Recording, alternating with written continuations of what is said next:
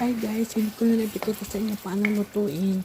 Una, lagyan ng sibuyas, kamatis, tapos mikos-mikos lang, haluin, then ilagay mo na yung sardinas guys. Then pag kumulo yan guys, haluin mo, lagyan mo ng tubig, yung salata ng sardinas 5 lagyan mo ng tubig, ang nilagay ko dyan guys is 3 kanang tubig ng sardinas, tsaka 3 pirasong udong.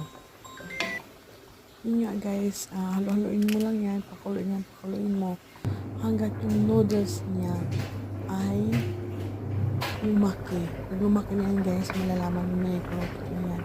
So ang nilagay ko lang dyan guys is kasi walang so ayan guys, sarap na sarap sa kanin yan guys. Ayun, yun na yung kanin dyan.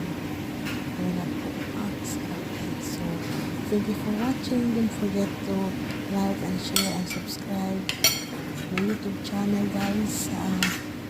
Ang description guys, yung ingredients pala nasa description na guys. So thank you for watching. Bye.